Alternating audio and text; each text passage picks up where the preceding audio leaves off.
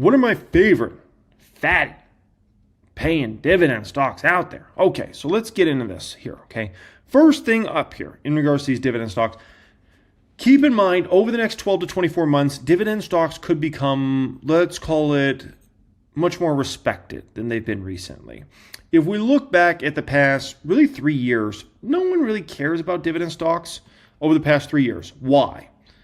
Well, you could get 4 to 5% on treasuries. You could get 3 to 4% in savings accounts. Who cares about dividends?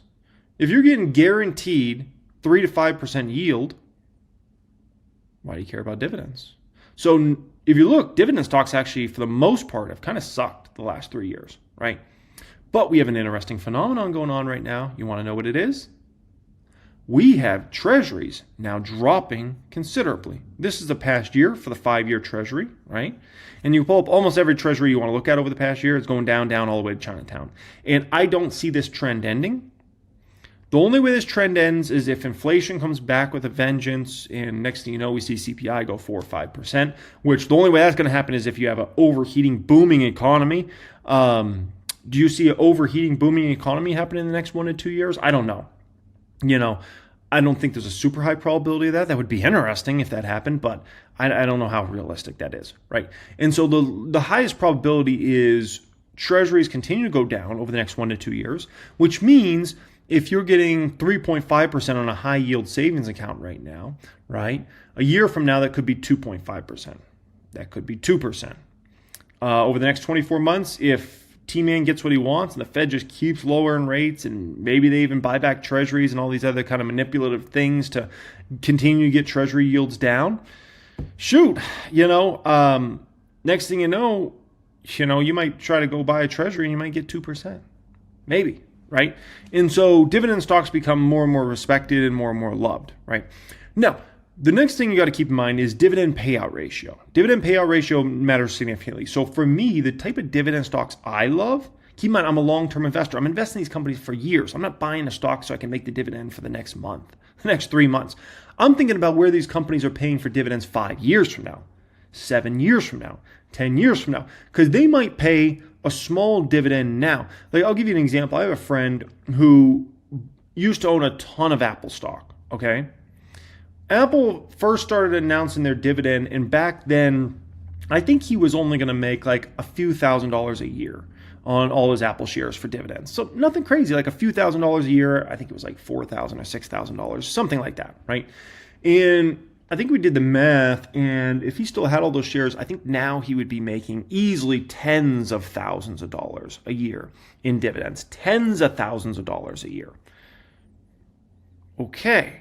So that's why when I talk about, I don't care about necessarily the dividend money I receive right now. I care about a low payout ratio right now in a company that could increase the earnings per share substantially over the next, 3, 5, 7, 10 years. Now we're talking, because I'm thinking about where the dividend income I'm going to be generating from these stocks 5 years from now, 10 years from now, right? That's where we start talking about, how much dividend income could I be making 10 years from now? I could be making 7 figures a year in dividends. 7 figures a year. A decade from now, if I keep on this game, keep on the grind, stay focused, stay disciplined, keep investing strong, I wouldn't be surprised if in 10 years, I'm making 7 figures plus a year in just dividend income.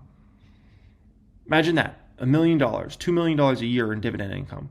Plugging that money right back into more stocks that are more great opportunities for the next batch, right? That's how you play this game fun. And so payout ratio is very important. I'm looking for companies that have low payout ratios. I'm looking for companies that have a long runway, in my opinion, of EPS growth, so the dividends, they can keep up in those substantially over the next 3, 5, 7, 10 years. So what are some of my favorite? I love Cake. Right now, it may not look crazy. 2.2% dividend yield, nothing too crazy. It's actually less than what you could get on a high yield savings account right now. But what you're missing is Cheesecake has a very low payout ratio. Cheesecake, their earnings per share is likely going to climb in a massive way over the next 5 to 10 years because they have 2 extremely successful restaurant concepts that are about to expand all over the United States of America. And those 2 restaurant locations are going to be, the 2 restaurant concepts are going to be, huge money makers. One's called North Italia, the other's called Flower Child, right? So if I'm thinking about the dividend money I'm receiving from Cake, 5 years from now, 10 years from now, it's not even remotely close to what it is today. It's like a whole stratosphere higher, okay? Another one I really like, Nike. Nike, 2.5% dividend yield. Nike is a company I look at in just over the next few years. Our profitability is going to come back in a massive way, in my opinion, based upon the trends I'm seeing in the business, the financials, what Elliott Hill's doing with the business. And so this is another one I'm looking at that has huge likely dividend increases coming over future years. So Nike's one I absolutely love. A company I really like that's a dividend stock, Bath & Body Works. Very simple company. They sell soaps and lotions in the malls and whatnot, right? A dividend yield on this one, 4.6%, much stronger than you can get on treasuries now at this point in time, much stronger than you get on like savings accounts and things like that, right? My one thing I'm mad about with this stock is it started going back up recently. It was like $15 just a week or two ago. And I think recently I was looking at it was already like $19. I'm like, come on, chill. Wynn Resorts. This is one of the most underrated dividend stocks. You look at it right now and it's like, it doesn't seem like a big yield at all, right? Keep in mind they're holding back that yield massively right now because they're building an insane property in the Middle East that is a one-of-one property that nothing like that exists over there right now. And so the opportunity there is unreal, okay? So what you're going to see from Wynn's dividend over the next, we can call it 5 years, 7 years, is going to make the dividend right now look like a complete joke, in my personal opinion, right? Because the Vegas properties will keep bringing in insane money. You have the Macau properties that are looking stronger and stronger, right? And then you had that Middle East property. Oh my gosh, okay? They're going to have so much money, they're not going to know what to do with it all, right? Now you look at some of these other stocks that are like huge yields, right? Like, 8% dividend yield, 7% dividend yield, right? 6.8% dividend yield, 5%, 4%. Look at the issue with a lot of these stocks. Their payout ratios are sky high. 91% payout ratio, 80% payout ratio, 82% payout ratio. The one I saw that was a low payout ratio was AT&T here, but AT&T's got insane debt levels, so keep that in mind, right? But look at these payout ratios, they're sky high. And a lot of these companies, guess what's going on with them? Their earnings are going the wrong way. Their earnings per share is shrinking, not going up.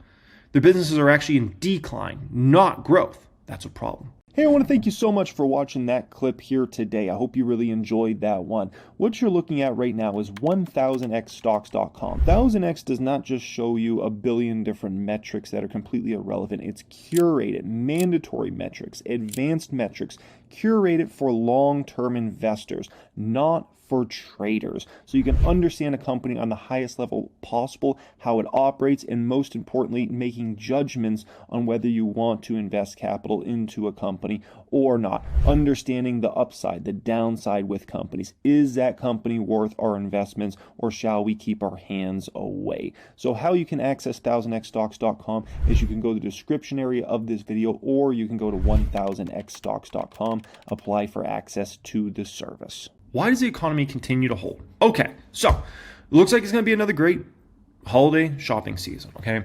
There's some things that have transpired over the past decade or two that you've got to understand on a deeper level of why the economy is able to hold over time.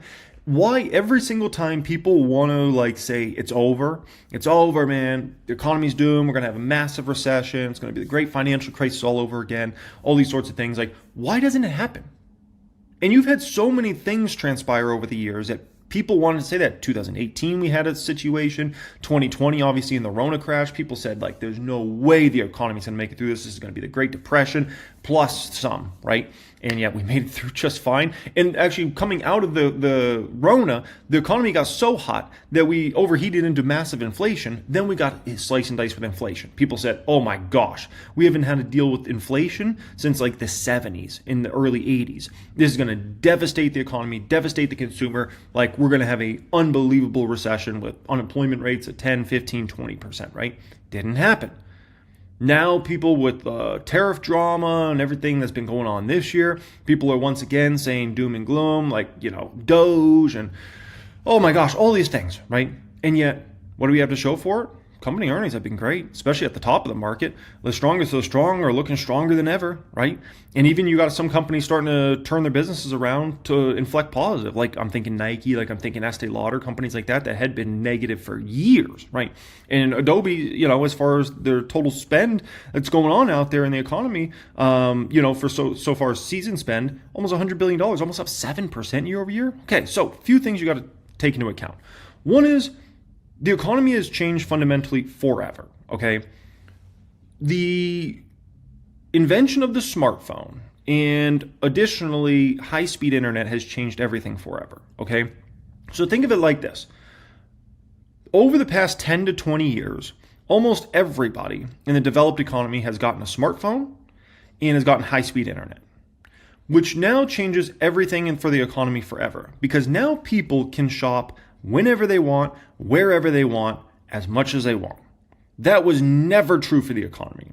In the past, if you wanted to go spend money, you had to go drive somewhere to go spend that money, okay? Now, if you want to be laying in your bed at 1 a.m. and order something on the internet, it's right there in your pocket. It's right there in your hand, right? And that changes everything forever. And this is really just some, like, you got to understand, this is still kind of new. Like, really, it's just over the past 10 to 20 years that everybody got high-speed internet and everybody got a smartphone. And so this has been obviously taken off, and this changes the economy forever, ladies and gentlemen. The amount of more commerce can happen now because people can shop at any moment, anytime. They could be working. They could literally be working and shopping at the same time. They could be on their lunch break and shopping, right? And buying stuff, products and services out there. And the amount of new products and services that have hatched up because of high-speed internet and because of smartphone is fundamentally changed everything forever, okay? I'll give you a good example. Just last night, I was playing some like games with my kids. It's Thanksgiving, right? So, what are you going to do after you eat big dinner like that? We were playing some games and whatnot, and we were playing some card games, and then I realized, like, oh man, like, it would be great to play Monopoly. They've been talking about playing Monopoly, but our Monopoly set got messed up, so we threw that away like a year ago, and I was like, let me just order a Monopoly set, right? So I went ahead and ordered that on Amazon last night, and then we were having trouble finding playing cards, and I was like, let me just order some playing cards. Like, that's not things that could have happened in the past. It's like, if I wanted to buy the Monopoly game, like, I had to go drive to a store, and I might not have done that. I might have been like, screw it. Like, I would have woke up the next day and be like, nah, forget it. I don't need to do that, right? Or playing cards or whatever, right? Now it's right in your pocket. Boom, just go ahead and order it right there, right? That changes everything forever. So that's massive, and this is one of the most underrated things, honestly, in the economy that no one talks about that's transpired over the last 10 to 20 years. That's changed everything, okay? I think there's also been a major fundamental shift in money in general over the past several decades that has changed everything forever. If we go back 20, 30 years ago, we were still a very cash-reliant society, right? Like, people went to buy something, they pulled out a wad of cash, right? Nowadays, that has fundamentally changed in a massive way. Hardly anybody pays with cash. I only take a little stack of cash with me when I go out because I live in Vegas. And so if I'm going out for a night, it's a date night or something like that, I'm going to go out with a pocket full of cash because in Vegas, you tip a lot of people. I like to make sure everybody's taken well care of, right? And like, it's kind of hard to tip with a card when you're like, at valet or whatever. Like, it's much easier to just give somebody a 20 or something like that, right?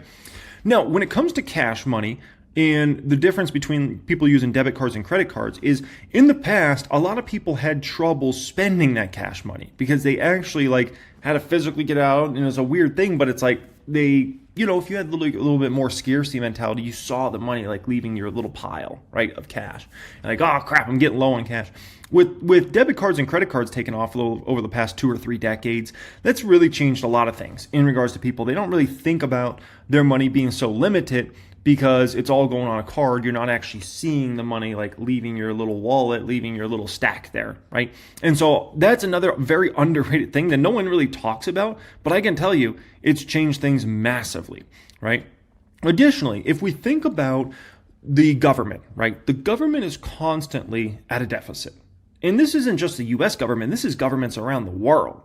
So governments around the world are really always pumping money out there into the system. Their national debts continue to grow, their deficits are massive, right? And like I said, people like to look at the US economy and be like, oh, the US is so bad. Look at just about every developed country you want to look at, okay? And you're going to see they spend like drunken sailors, okay? And so that's always constantly flushing more and more money out there into the system. Keep in mind that also helps keep inflation alive. But honestly, the US government doesn't mind inflation as long as it doesn't go out of control like it did in 2022. The US government, at the end of the day, they want inflation to be in the 2 to 3% range. Heck, even the Federal Reserve admits they want inflation, right? Their target is around 2%, right? So they're admitting there that they always want inflation in the economy.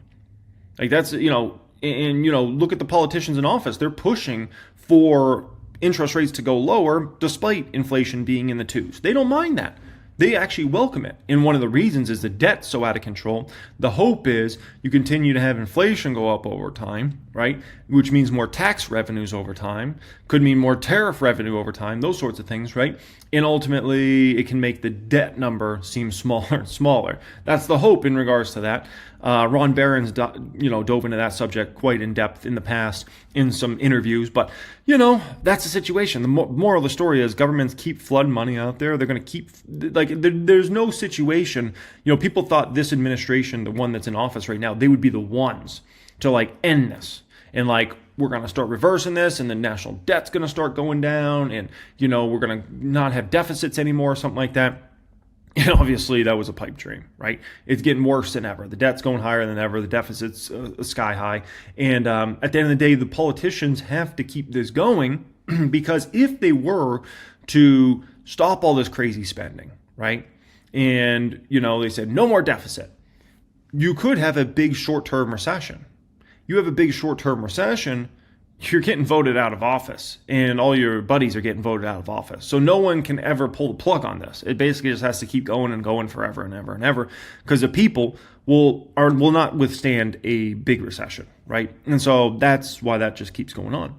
Additionally, another thing that's very underrated that people don't talk about enough in the economy, right?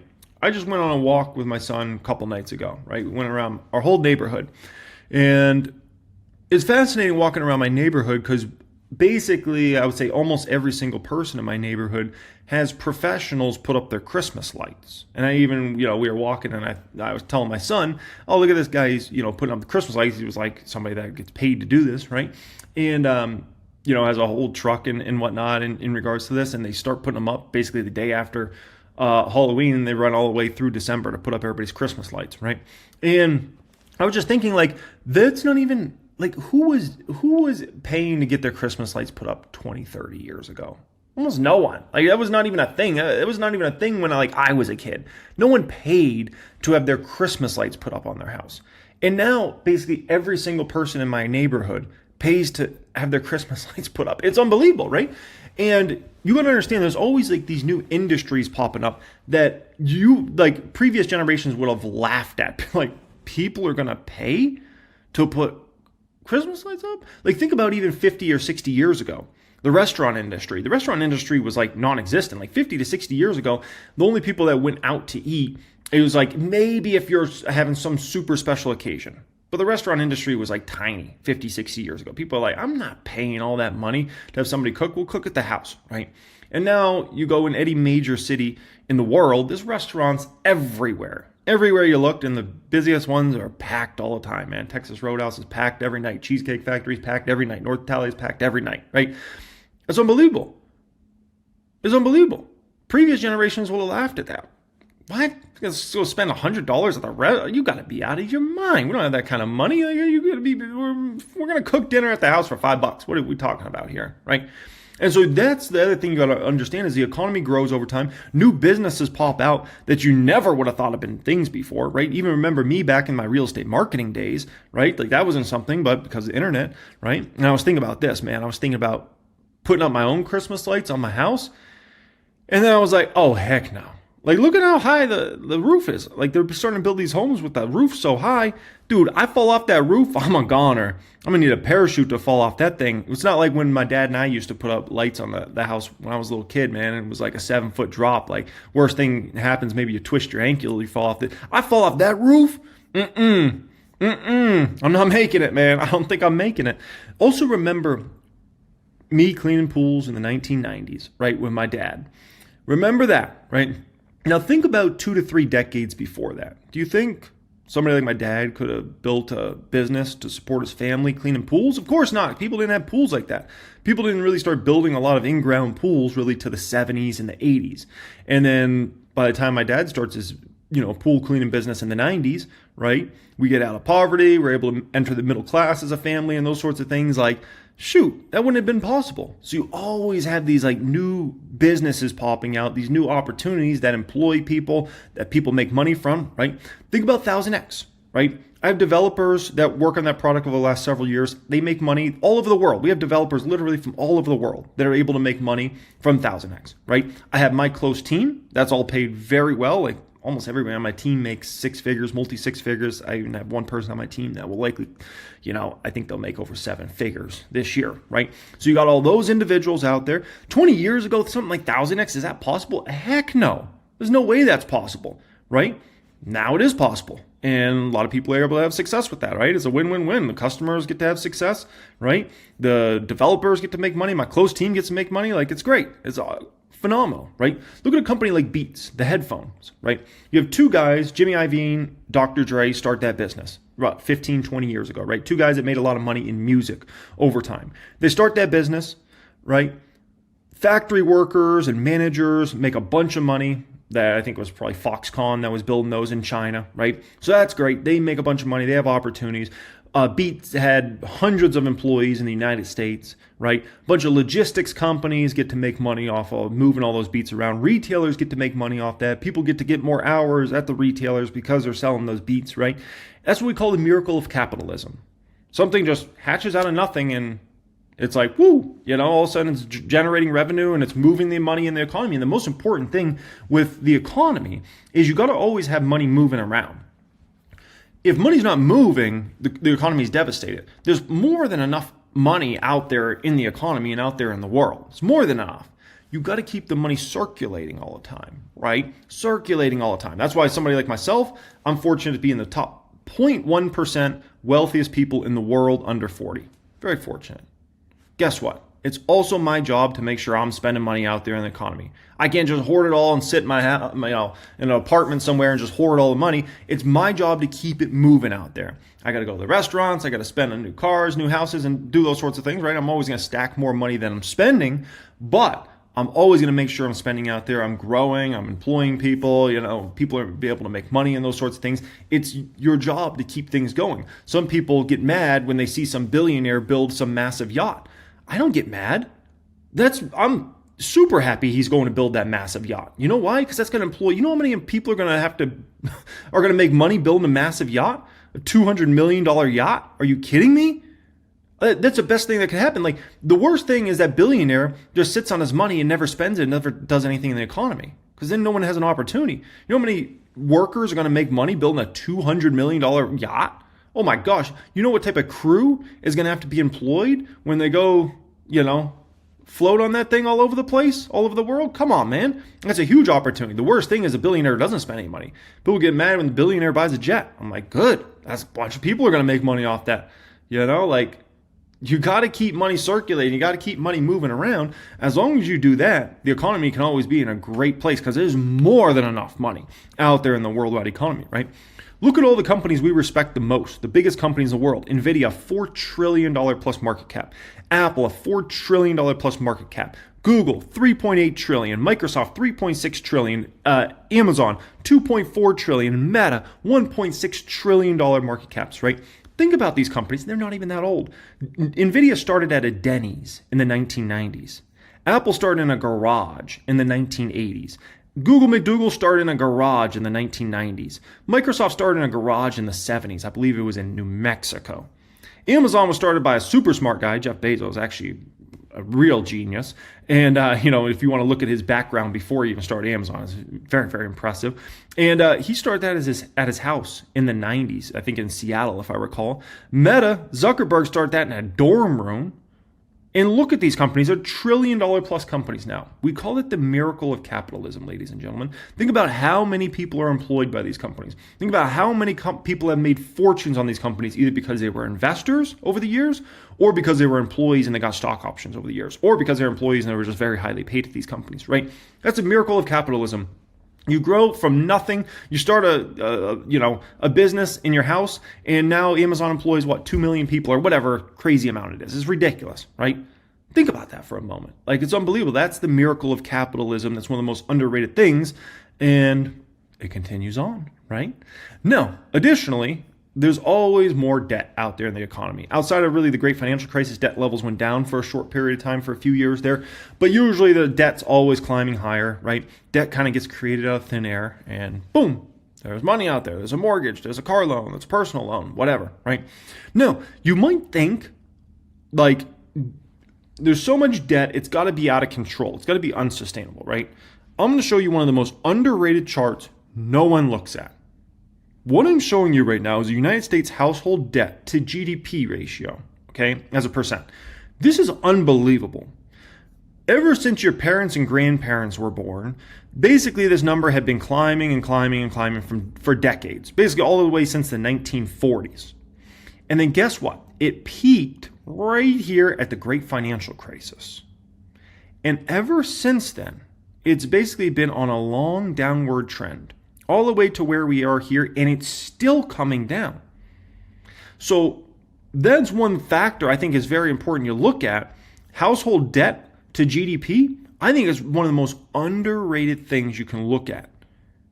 Because I think it gives you a better glimpse of like, you hear about, oh, there's a certain amount of credit card debt or there's a certain amount of consumer debt. And you look at something like this and you're like, if anything, debt levels were actually out of control back in the day.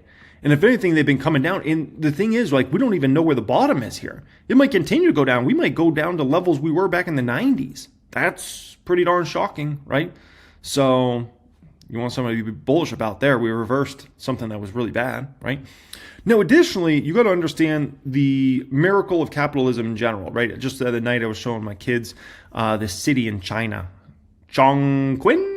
I'm not Chinese. I don't know how to speak Mandarin. So, although I did try long time ago, but it's unbelievable, right? They show this, what this city looked like back in the 40s, and it was just like, a situation. Let's just call it that. And you see it nowadays as one of the most technologically advanced cities in the entire world. Unbelievable, right? What can happen over, just a couple, 2-3 generations of people. You think about the United States of America, we think about like the United States so old. It's not old. The United States is like 250 years old, right? And over that time, built from nothing into the most powerful economy ever, right? $30 trillion plus in GDP per year. And did that in 250 years. That's literally nothing. Like, think about how long humans have been around, okay? Think about how long Earth has been around. Think about how long the universe has been around. Like, this is nothing. Absolutely nothing. And to, in 250 years, go from nothing to a $30 trillion plus a year GDP is almost unfathomable, right? On like, how could that happen? And that has happened. So understand the economy gets bigger, more and more money's made, more and more success. The money doesn't just like go into the outer space and just disappear. And that's not the way it works. The money's always here. There's always more of it being here. Every day, there's more money than there was the day before. Every day, there's more money than there was the previous day. Okay? And it never leaves. And so the biggest thing is you just got to always keep that money circulating and party on, baby. Okay? That's why the economy is so hard to kill. And that's why everybody that tries to make these predictions all the time about the economy's doomed and gloomed, tough thing to make, right? You're trying to make a call on a very short-term thing that might happen in the economy, and just, it's very, very difficult. Very, very difficult.